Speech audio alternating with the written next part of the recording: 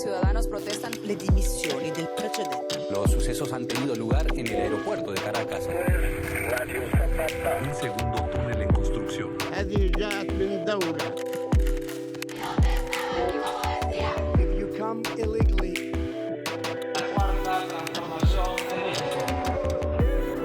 Résultat, ils font grimper le thermomètre mondial.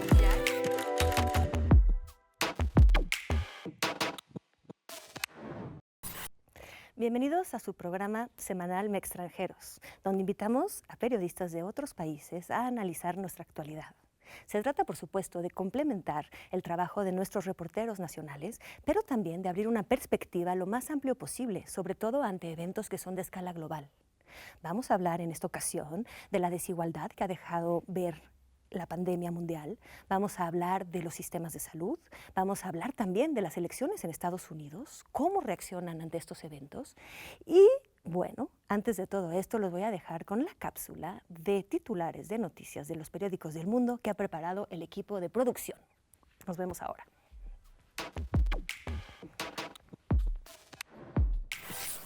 El mundo no olvidará esta trágica Semana Santa de 2020.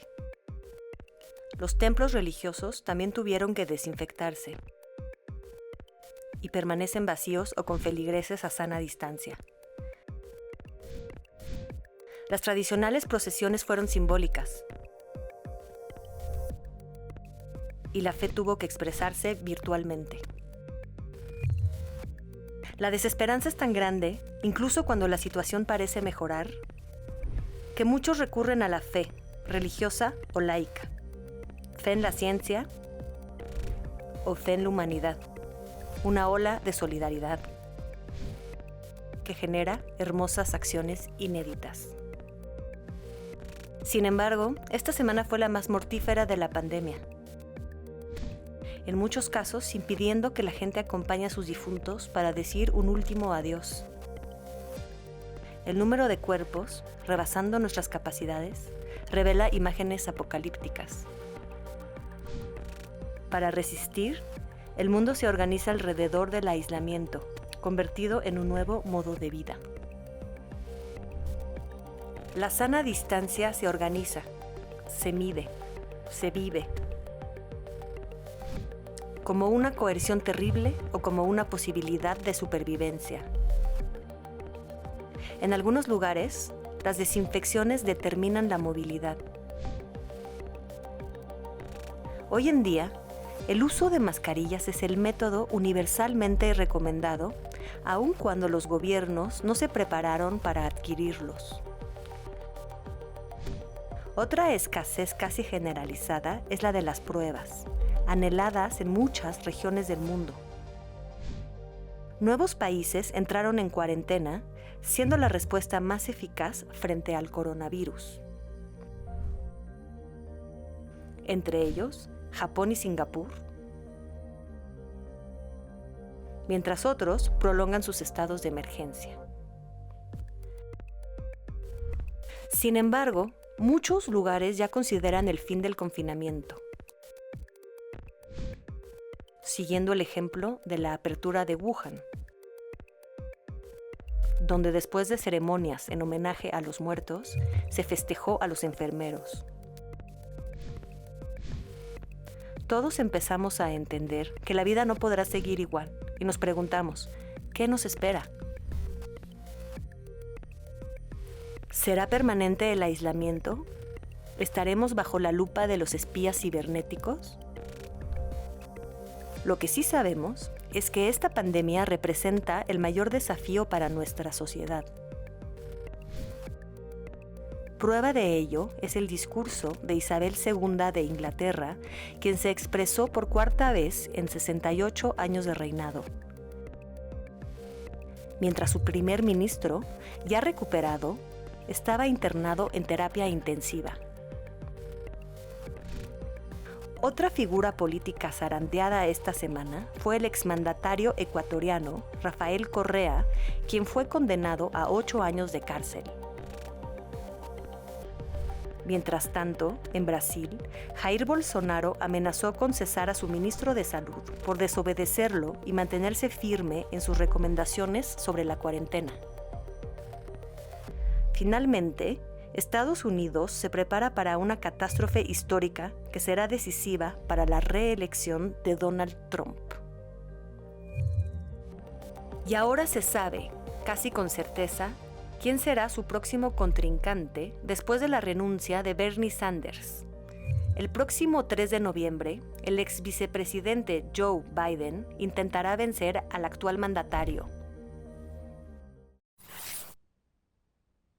Bueno, pues como siempre, les voy ahora a presentar a nuestros invitados de esta noche y le voy a dar la oportunidad a cada uno de compartirnos una nota personal, algo que les llamó la atención sobre los eventos de la semana, no forzosamente vinculados al tema central, que es, como siempre, desde hace muchas semanas, el coronavirus.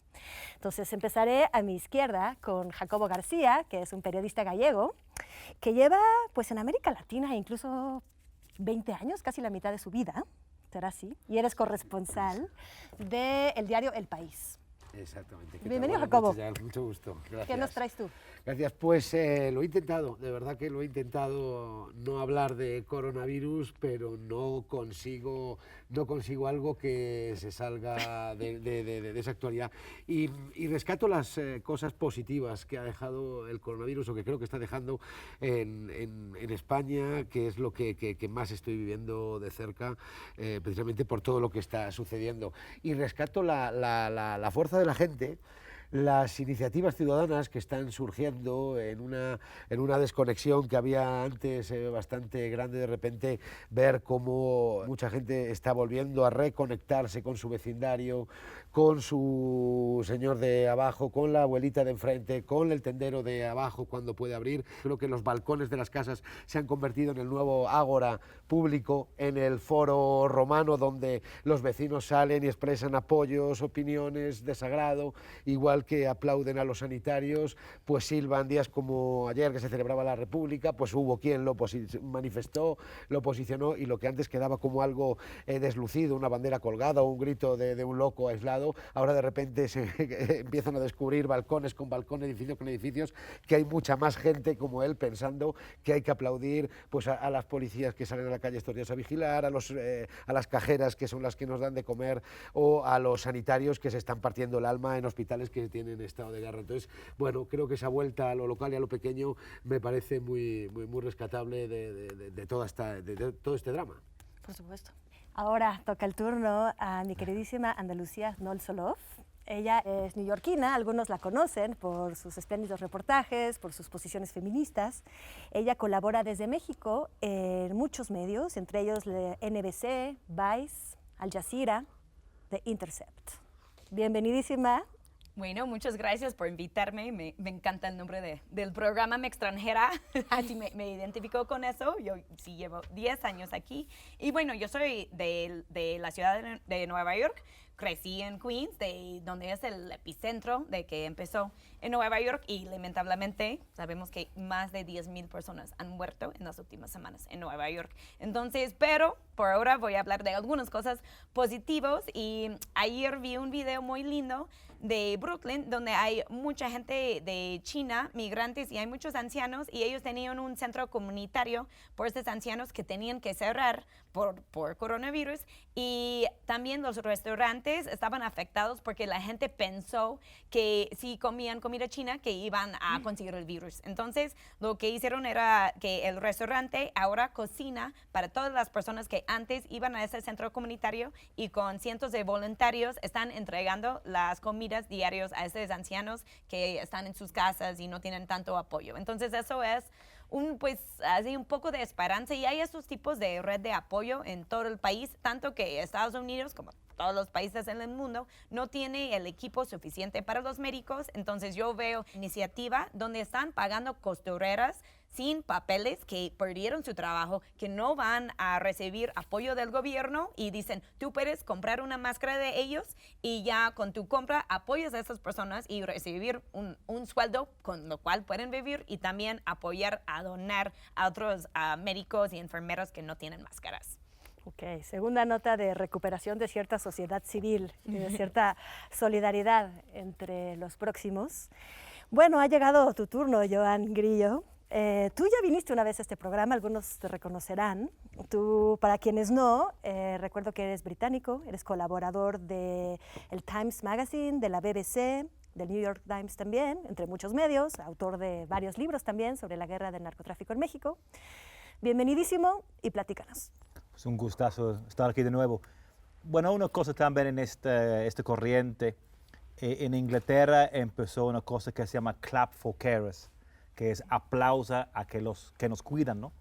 Empezó por una holandesa que vivía en Inglaterra y ella estaba medio borracha y vi esta cosa estaba pasando en Holanda y lo puso un tweet, hay que salir a las 8 a hacer aplausos para los enfermeros, médicos, y se puso viral y luego alguien del Spice Girls también lo puso un retweet y todo el mundo salió eso. Entonces a las 8 cada noche la gente está saliendo a hacer aplausos a los enfermeros, médicos y todo eso. Eso es muy bueno, yo creo que le da mucho ánimo y estaba pensando a ver si esperamos en México también mismas cosas que podría apoyo a los médicos, enfermeros que puede salir en este país durante la pandemia, ¿no? Es como este espíritu, ¿no? Genial. Bueno, pues muchísimas gracias. Bienvenidos a los tres. Creo que vamos a irnos a un corte más antes de pasar de lleno al primero de nuestros temas, que es cómo el Quédate en Casa ha revelado las desigualdades sociales, o las has subrayado quizás, no solamente revelado, puesto que ya estaban ahí. Nos vamos a este corte, regresamos con una cápsula informativa y con nuestros invitados.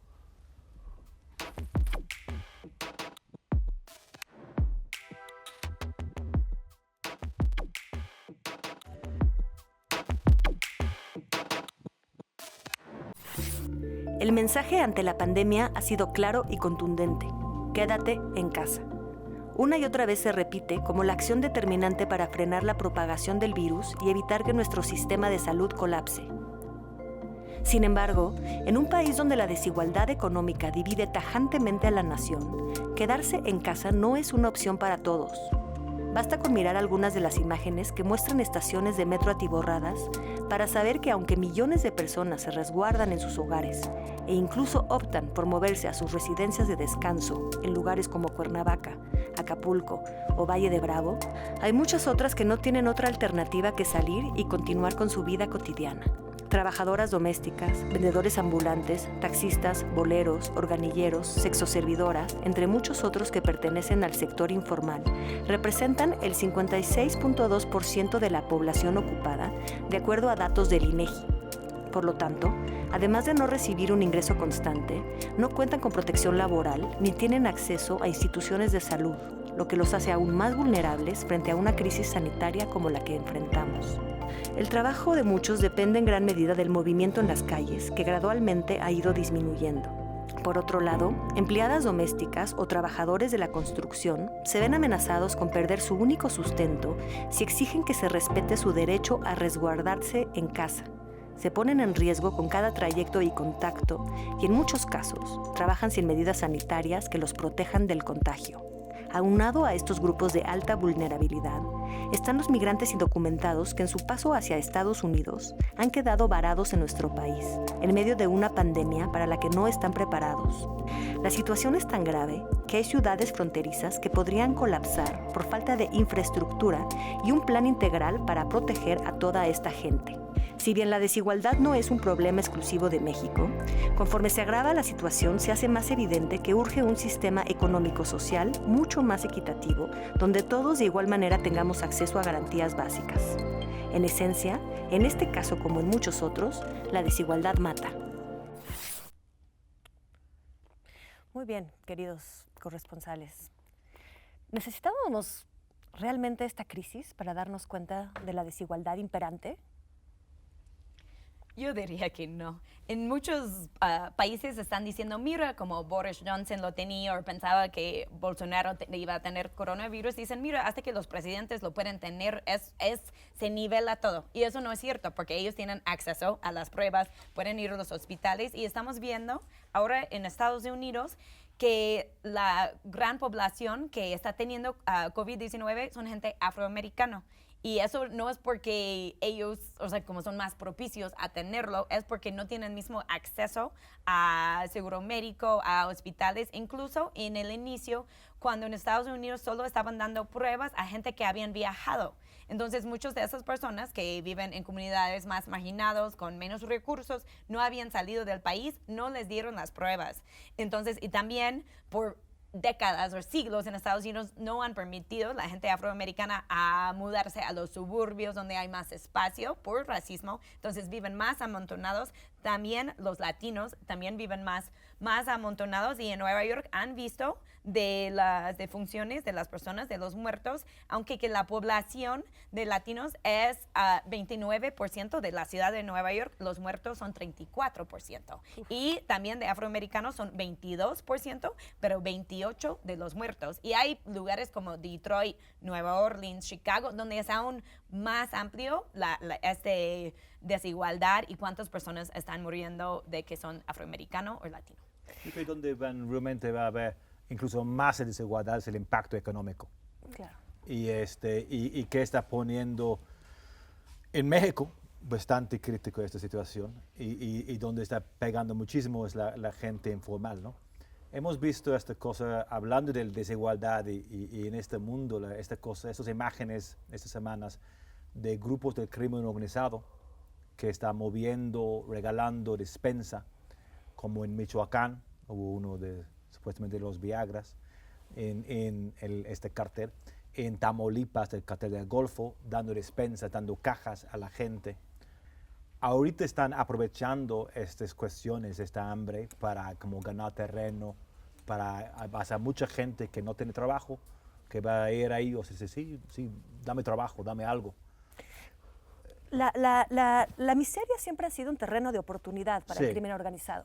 ¿Tú crees entonces, tu predicción, tú que estudias, has Sí. estudiado tan a fondo estos fenómenos, es que será un terreno todavía más propicio? O sea, ¿puede realmente Sí. crecer tanto en una situación de economía en picada el crimen organizado gracias a la pobreza y la desigualdad? Sí, un lado que sí, claro. Y lo ves, si lo vemos históricamente en los 90s, que creció mucho el crimen organizado, después la crisis del 94, 95, que ganó mucho terreno ahí. Pero en esto también va a ser muchos problemas para las finanzas de los cárteles. Vamos a ver ahorita, en Estados Unidos, no hay antros, no hay bares, no hay fiestas para la venta de cocaína. En Europa, un gran mercado para cocaína. Ahorita todo cerrado. Esto va a ser impactando de una manera brutal. Entonces, y también es más difícil cruzar la droga ahorita, hay mucho menos tráfico cruzando la frontera. Entonces, aunque hay oportunidad, también va a pegar muchísimo las finanzas. Y también de todos los otros negocios que también tiene México, el tráfico de humanos, de muchas cosas también va a pagar. Entonces, este también es un riesgo. ¿Qué va a hacer los cárteles? ¿Qué va a hacer los mafiosos? Si no tienen este ingreso, ¿a dónde van a ir para buscar Dinos, dinero? ¿sabes? ¿Tienes alguna teoría? Yo creo que hay mucho riesgo de que pasa en otros tiempos de crisis en México y en América Latina, en muchos países, que hay un aumento en crímenes antisociales, como secuestros, extorsiones, robos y estas cosas, ¿no? Eso que siempre está en la mano y nunca se acaba. Sí. Jacobo, recientemente fuiste a hacer un reportaje a Acapulco, ¿no? Tenemos por un lado, ahorita, leyendo tu reportaje, a quienes se van casi de vacaciones a pasar la cuarentena en sus casas particulares junto al mar, que parece. Y por otro lado, asesinatos, siguen los asesinatos. Se encontró, me parece que antier, a una doctora del Seguro Social, del Instituto Mexicano, asesinada en su carro.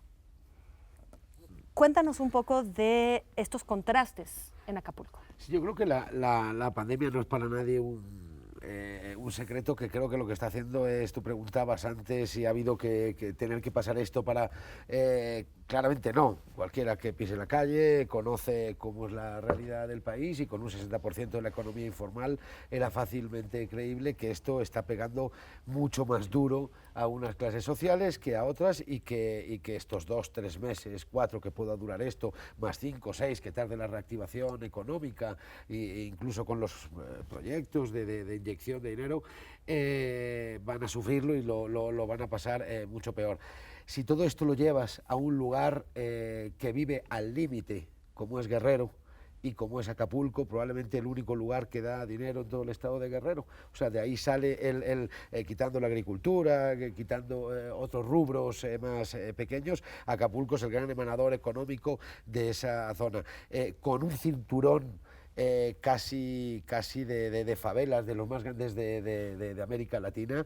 Lo que te encuentras es una ciudad que yo sentí que al límite. Y más allá de este reportaje que comentabas, que lo titulé Confinadas frente al mar, un poco intentando, era un poco un retrato de quien ante una situación de pandemia hace acopio de ahorros, se encierra en casa, sigue las instrucciones que van dando desde las instituciones, hace caso al mensaje oficial, y quien decide que va a pasar confinado porque se lo puede permitir sus próximos días, semanas o meses, o a seguir, a seguir los estudios en la Ibero, o a seguir el manejo de sus empresas a través de Internet, porque puede hacerlo. Tienes una mirada muy crítica, ácida, irónica, quizás un poco burlona, o sea, de denuncia, totalmente de denuncia. Bueno, ¿De qué sirve hacer ahorita una denuncia de cómo viven estas personas?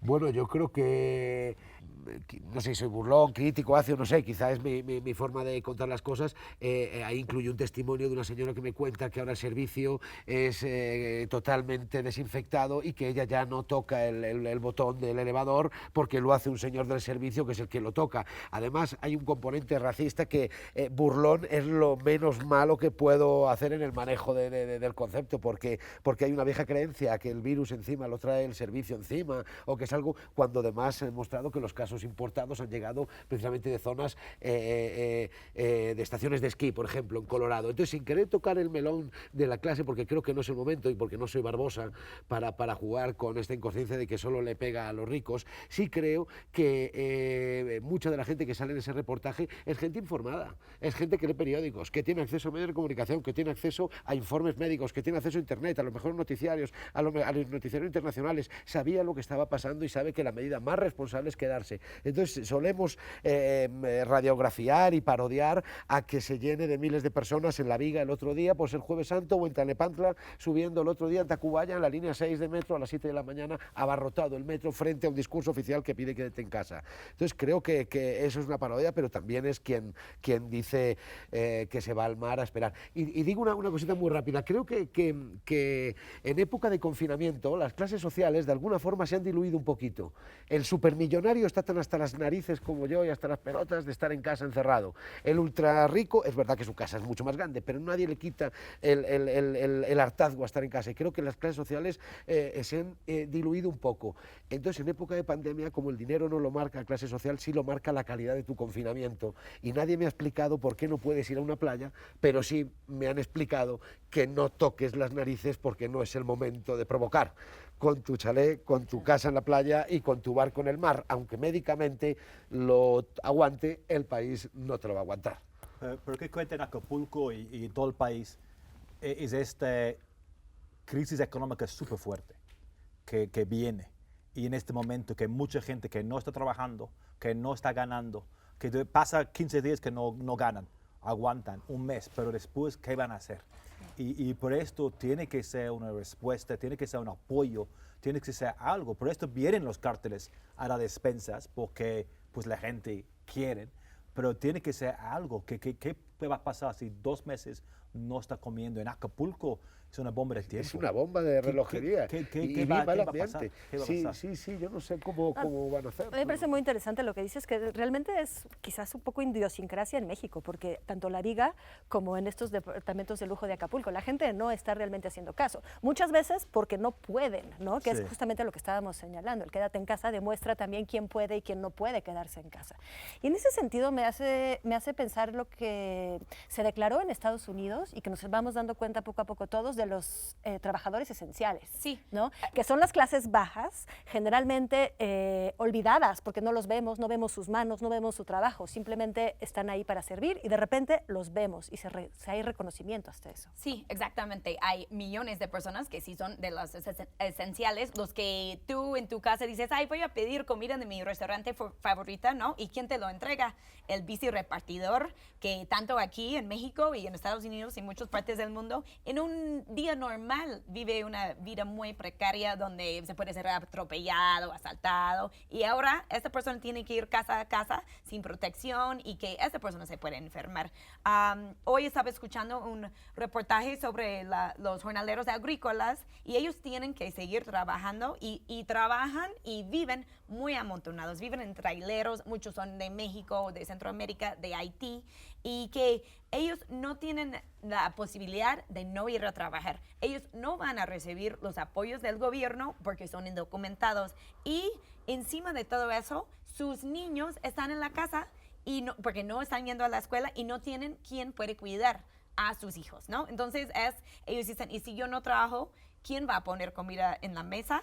Y también que si yo digo, ok, ese mes no voy a trabajar, cuando eso se acabe no me van a dar trabajo y voy a estar en un país donde no tengo ni un centavo. Entonces, eso sí es un problema. También hay mucho barrera para la gente acceder en los hospitales. Yo trabajo mucho aquí en México en la montaña de Guerrero, que es una de las regiones más marginadas y más pobres de todo el país, con una población indígena más alta de muchas otras partes. Y es lo mismo, llaman a Nueva York Tlapayork, porque mucha gente vive ahí, y ya 10 personas de la montaña de Guerrero han muerto en Nueva York. Y ayer salió un artículo de una señora hablando de que ni querían admitir su esposo en el hospital, ni ella estaba intentando contactarle cuando ya estaba en el hospital, y por fin le llamaron para decir, tu esposo está muerto. Muchas de esas personas ni hablan español, no hablan inglés y no tienen acceso, ¿no? Entonces, y las enfermeras también y médicos son de esenciales, y hemos visto fotos de Nueva York, el gran capital del mundo, de gente en bolsas de basura trabajando en los hospitales. Sí, por supuesto. Vamos a tenernos que ir a un breve corte, pero me gustaría que regresemos más adelante también a pensar esta idea, quizás una reforma de la política de migración, en el sentido en que están dando trabajo y reconociendo todo el aporte de estos trabajadores esenciales, ¿no? Esperemos que perdure. Ojalá. Veremos eso, ojalá. Nos vamos a ir a un breve corte, nuestro segundo corte, y regresaremos para comentar juntos el tema de los sistemas de salud tan precarios, a veces desmantelados, a veces desiguales, en todo caso siempre muy mal preparados para esto. Volvemos ahora.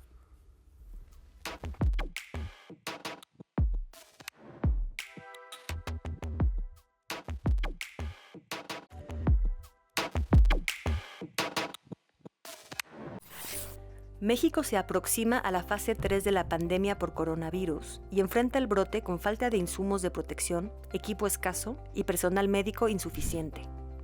Según cifras de la Secretaría de Salud, se cuenta con 121.400 camas de hospital, lo que representa 97 camas por cada 100.000 habitantes, uno de los promedios más bajos entre los miembros de la Organización para la Cooperación y Desarrollo Económicos, la OCDE. El reto que impone el coronavirus a México no es únicamente de infraestructura sanitaria, sino también de recursos humanos. El país tiene un déficit de cuerpos médicos. A pesar de estar dentro del promedio de América Latina, está lejos de países como España e Italia, que tienen el doble de personal sanitario y que aún así se han visto rebasados por la emergencia.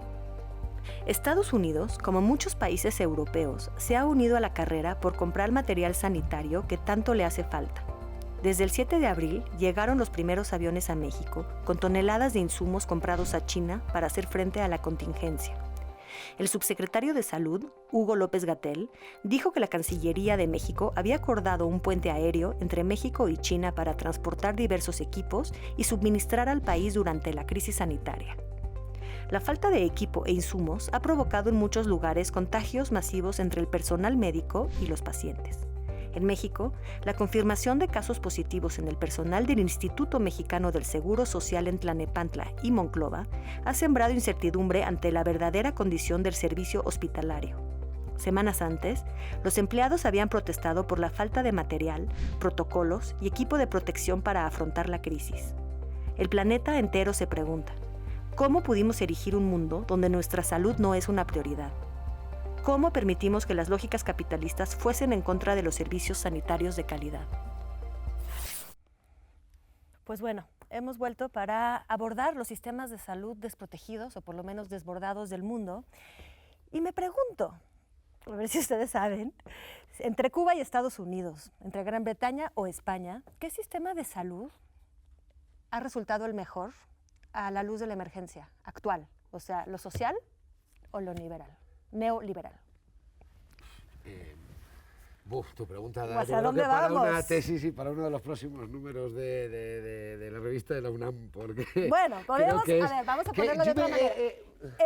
Vamos a ponerlo de otra manera. Hemos pecado en hacer de la salud pública un tema privado. ¿Es ahí donde están fallando los sistemas de salud?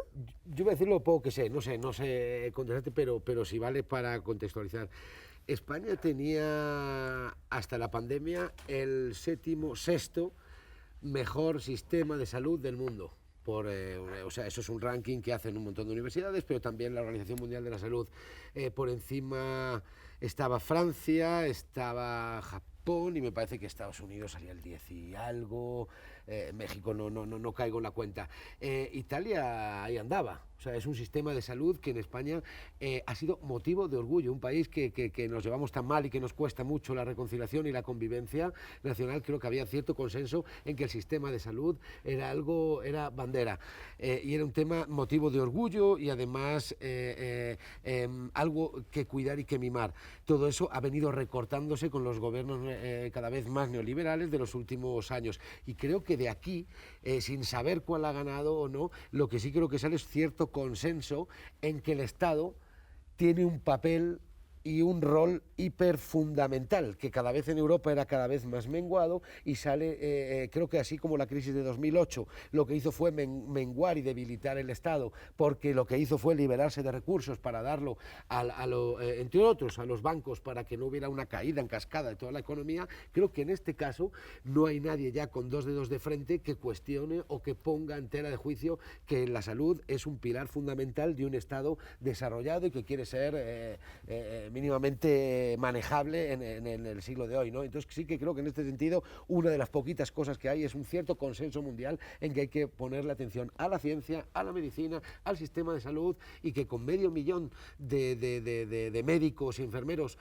4 o 5 veces el tamaño del ejército, no ha sido suficiente para frenar una pandemia con una población envejecida. Yo creo que no hay duda, con una pandemia, un sistema socializado, sistema médico es más eficaz, porque estás tratando de cantidades grandes de personas con la misma enfermedad.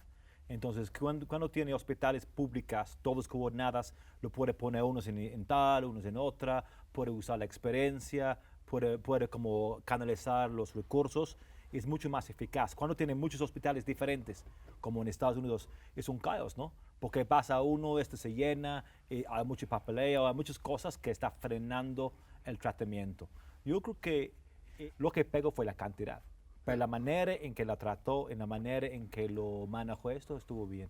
Sí. Bueno, en Estados Unidos hay millones y millones de personas que no tienen seguro médico y que por todas sus vidas no han ido a tratar como las enfermedades que tenían, y todos sabemos que con COVID-19 eres mucho más propicio a tener ese virus si ya tienes una condición anterior, ¿no? Entonces, no solo se trata ahora del acceso a tener la prueba o entrar al hospital, es que los que están siendo más afectados son las personas más pobres y las personas, como mencioné, afros y latinos, que han sido negados de todo este acceso médico por años.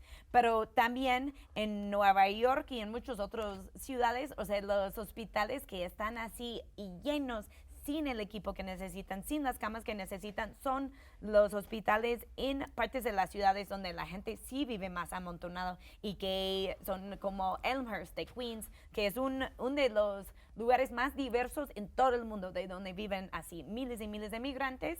Y pues sí, no pueden, o sea, como recibir tantas personas, no pueden darles el cuidado que necesitan. Y eso viene en un momento donde quien era un candidato presidencial, que ya no es, Bernie Sanders, que creo que también vamos a hablar un poco más de eso adelante, él estaba diciendo que necesitamos dar seguro médico a todos. Y muchos dirán, ¿cómo? ¿De dónde van a sacar el dinero? Y pues los Estados Unidos sacó $3 billones para enfrentar esta crisis, que está bien, que están enfrentando la crisis, pero todos dicen, a ver, si tenían $3 billones, ¿por qué no tenían estos billones de dólares para dar seguro médico a todos? Y es la primera vez que muchos están viendo, quizás eso sí es algo que necesitamos, porque antes siempre decían, no, eso nunca puede pasar aquí, aunque nuestros vecinos, Canadá, sí lo tienen. Yo creo que hay perdona, no sé bien las cifras, pero me parece que era el 30% más de latinos y en torno a 40, 50, 60% más de negros en comparación con la población blanca. O sea, como de, 10%, cada uno era como 10% de arriba de su población, ¿no? O sea, Nueva York es una ciudad con una alta población negro y afro, pero en otros lugares como Chicago y Detroit sí era mucho más. Ajá, sí. Recuerdo que eran cifras que... Y es que luego al final una pandemia,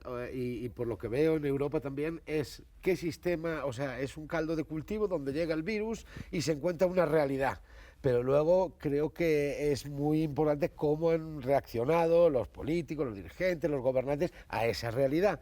Y creo que en lugares como Estados Unidos o como hizo Boris Johnson en un principio o como ha hecho Bolsonaro en Brasil, donde también mueren más los pobres, es casi un manejo criminal de la seguridad pública. Ya no solo cómo estaba el sistema antes, sino además qué han hecho ustedes después.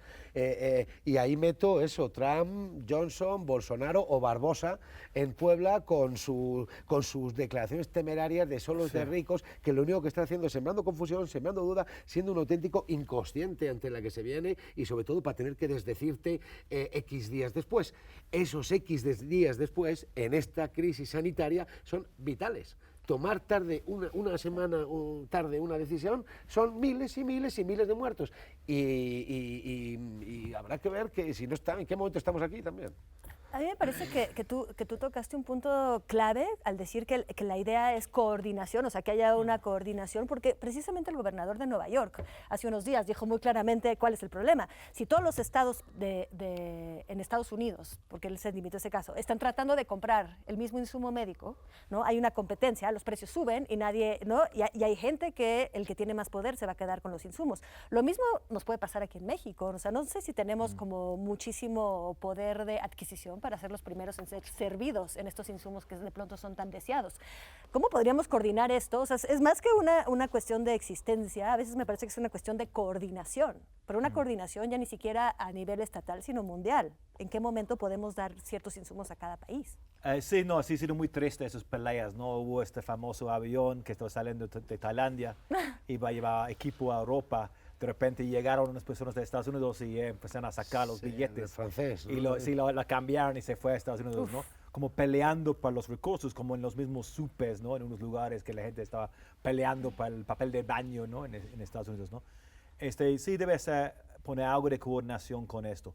Y yo creo que sí poner, y no sé, como en los mismos foros de la Organización Mundial de Salud, en la ONU, a ver, ¿cómo coordinas el pánico? Sí, ¿cómo lo gestionas? Sí, estamos todos como locos. ¿Por qué puede tener este país tantos ventiladores y este país no lo tiene y están muriendo? ¿Cómo vamos a hacer? Pero reaccionando un poco que estaba haciendo Jacobo, creo que la estrategia, una cosa, el sistema de salud para mí tiene que ser coordinado con mucho apoyo del gobierno, es más eficaz social y tiene que apoyar muchísimo, ¿no? Y estas cuestiones que no tiene enfermeros, enfermeras, médicos y esto, máscaras, equipo, esto sí es criminal. Esto pasa en México y también pasa en Inglaterra, en Estados Unidos, en todos los países. Pero la respuesta en términos de cuánto será la gente, cuánto será la circulación, esto es más difícil. Y yo creo que no es tan sencillo que todo el mundo debe estar cerrado y quien está en contra está mal. Porque hay que ver, en México, por ejemplo, para mí está bien en México que no cerraron fuertemente todo el mundo, que dejaron algo de flujo y acceso y mover a la gente. Y hay que pensar cuando venimos a mayo, junio, cuándo dejar a la gente trabajar, cuándo dejar a la gente mover. Sí, claro que tiene que pelear contra el virus.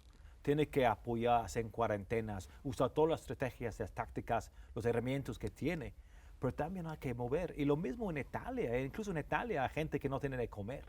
En Estados Unidos hay mucha gente ahí que no tiene de comer, que no está moviendo, que están cerrados. Entonces es muy difícil. Yo creo que no es cuestión de derecha ni izquierda contra izquierda o dinero contra vidas, porque la gente también puede morir de hambre o puede morir de suicidio, están encerrados en casa, ¿no? Creo que Vamos a cortar, pero vamos a regresar a un tema que te va a ser particularmente propicio, puesto que volvemos un poco con pues, las nuevas narraciones, ¿no? Ante la carrera electoral en Estados Unidos, tan cerca de nosotros, tan cerca de Estados Unidos y tan lejos de Dios. Nos vamos a un corte y volvemos con este tema.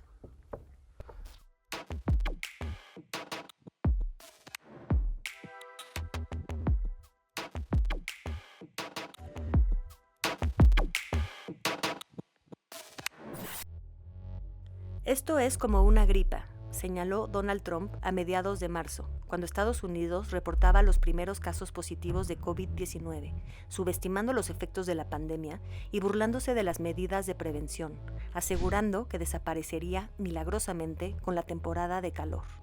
Hoy, Estados Unidos es el país con más casos confirmados y la nación con mayor número de muertes. El estado de Nueva York es el más afectado, con un aumento récord en el número de decesos por varios días consecutivos, sumando casi 10,000 en tan solo un par de semanas.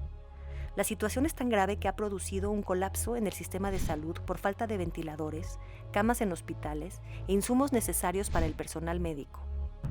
A pesar de ser una de las economías más fuertes del mundo, en las últimas semanas ha presentado una caída importante ante la crisis económica, con un estimado de 20 millones de desempleados. En su momento, líderes empresariales aseguraron que las restricciones serían más dañinas que el virus, contraponiéndose al Dr. Anthony Fauci, principal asesor de salud del equipo de Donald Trump, quien ha sostenido que la prioridad es salvar vidas por encima de la economía, una de las muchas controversias que lo han enfrentado con el presidente.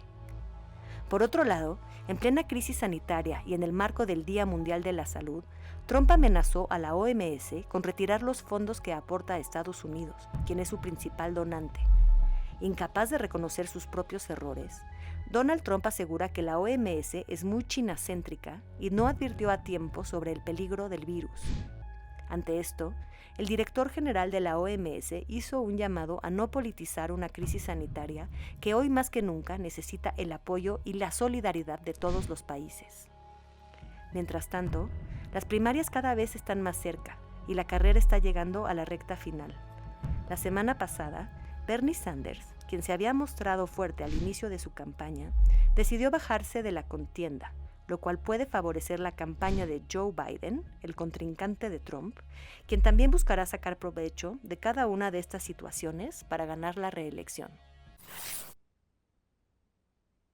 Definitivamente nadie está contento en el mundo con la situación actual, pero me parece que hay alguien furioso en Estados Unidos. Ana Lucía, ¿crees que este virus viene a cambiar los planes electorales de Donald Trump? Bueno, uno podría pensar, porque Donald Trump tardó mucho en responder a esta crisis, dijo no, que todo estaba bajo de control, que no iba a afectar los Estados Unidos, y también implementó una política donde solo estaban implementando pruebas de la gente que venía de China, no de la gente que venía de Europa. Y eso es una de las razones por ahí ese brote tan grande en Estados Unidos, y que sigue diciendo que él se ha tratado muy bien en frente de este virus, que ha tenido todas las respuestas y que su gobierno lo ha hecho lo mejor. Y cuando la prensa le pregunta sobre eso, él responde en una manera muy grosera diciendo, es falso, tu medio solo dice mentiras, aunque están preguntando sobre los hechos de su respuesta. Pero uno pensaría quizás por esta crisis que la gente dejaría a confiar en él. Y no se ha mostrado eso. Se ha mostrado como en tiempos de guerra que la gente quiere creer en un líder, y muchos sí están creyendo que Trump lo está haciendo bien. Claro, es la gente que confiaba en Trump antes, ¿no? Entonces, ahora que tenemos las elecciones en algunos meses, en lo cual ni sabemos cómo va a estar el país en este momento. Vimos la semana pasada en el estado de Wisconsin, donde había las elecciones, las primarias para elegir el candidato demócrata entre Bernie Sanders y Joe Biden, y que hubo el problema que la gente, o sea, el gobierno dice, quédate en casa, pero mejor salte y vas a votar, y ves la gente en protección así completo para recibir la gente votando, en vez de hacerlo desde casa, porque los republicanos saben cuando más personas pueden votar que votan en contra de ellos.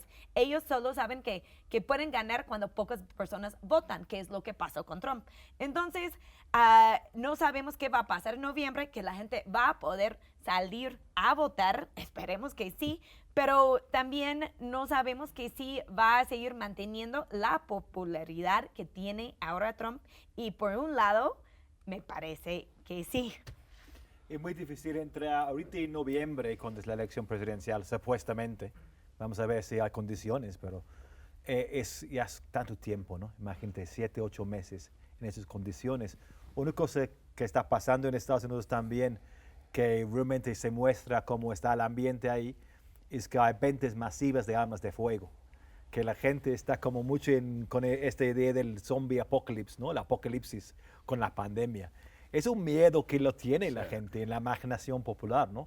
Hay que comprar armas de fuego. Imagínate en este ambiente y aquí hasta noviembre, ¿cómo va a ser para la elección, no? Yo creo, volviendo a Trump, que decía Andalucía, sí siento que hoy la fotografía que tenemos es a 14 de abril, a todos nos encantaría ver dentro de 6 meses qué va a pasar, pero sí también siento que los mandatarios y quienes gestionan la mayor crisis mundial desde la Segunda Guerra Mundial también tendrán que examinarse y también tendrán o sea, no puede ser que esto le salga gratis a Trump. A mí por lo menos no me cabe en la cabeza, o siento que el electorado tampoco, entiendo que a todos nos ha agarrado este tsunami en curva. Incluso les damos el beneficio de la duda a los secretarios de sanidad de todo el planeta, y eso que se dedican a eso, por no habernos avisado bien o por no haberse advertido, o a los presidentes mundiales, pero sí siento que luego ya hay un manejo de la gestión y hay gente que lo está haciendo de una manera. Aquí en México es muy clara la apuesta que se hace. Podemos estar de acuerdo o no podemos estar de acuerdo, pero hay una apuesta clara, hay un modelo social, económico y sanitario, suficiente o no, necesario o no, cubre a todos o no, bien, podemos discutirlo, pero hay un modelo.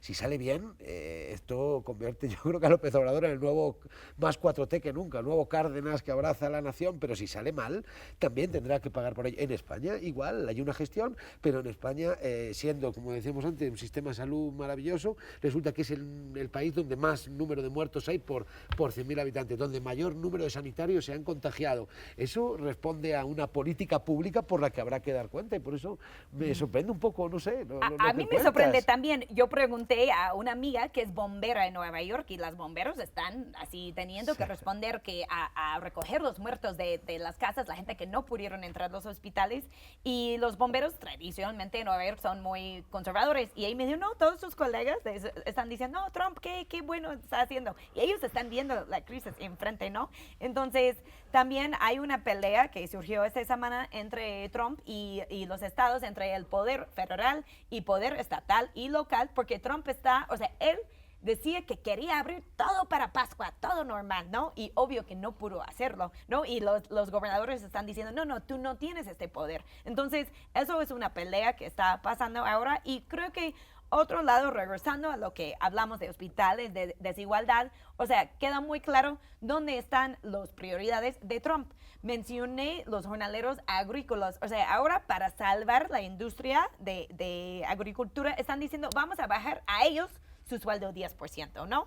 Y que Trump ha tenido esa política muy antimigrante. Hay 35,000 personas en centro de detención en Estados Unidos, y el ex director de ICE, o sea, de migración, que es lo encargado de detener todas esas personas, él dijo, hay que liberarlos, o sea, no deben estar ahí, van a morir. Y la mayoría de esas personas ni han cometido un crimen real, más de entrar a ese país sin permiso. Y claro, con la política de Trump, él no quiere liberar a estas personas. Y también hay 2.3 millones de personas en las cárceles, y también la gente está muriendo en esas cárceles. En Rikers Island, que es la cárcel local de Nueva York, o sea, hay un brote muy fuerte. Hasta que le dio a Harvey Weinstein, así que era encarcelado por violación, él consiguió así a coronavirus en Rikers, pero sí. Ajá. Con esta cuestión de inmigrantes y los cambios, ¿cómo va a impactar la política mundial? Y una cosa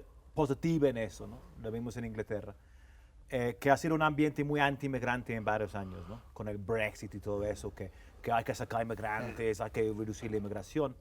E incluso Boris Johnson como primer ministro ha sido uno de los partidarios de eso. Pero él, como estuvo en el hospital y estuvo ya en terapia intensiva, y después que salió y dijo, yo quiero reconocer los dos enfermeras que me ayudaron, un de Portugal, otro de Nueva Zelanda, que eran inmigrantes. Lleva muchísimo así en este sistema médico de Inglaterra. Está apoyado muchísimo por inmigrantes, ¿no? Entonces, este podría cambiar algo de los como actitudes que tienen estos países anti-inmigrantes, ¿no?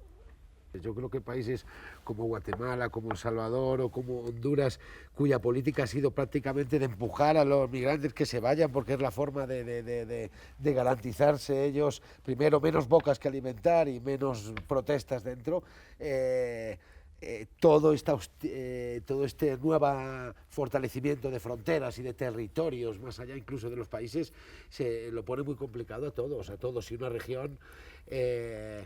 Centroamérica creo que lo va a pasar mal. Para mí ahora mismo es una imagen un poco brutal, pero es ese sector vulnerable de la sociedad, es ese 60% que vive en la informalidad, es ese sector del que nadie se va a acordar, y creo que estamos hablando de una región grande que lo va a pasar muy mal, porque además sus migrantes, que forman parte, es la primera fuente de ingresos para ellos, también lo están pasando mal, y estamos hablando ya de vida o muerte. Entonces creo que vienen tiempos complicados. Es muy buen punto esto, perdón, es que muy buen punto esto, que ahorita los inmigrantes no están moviendo, ¿no?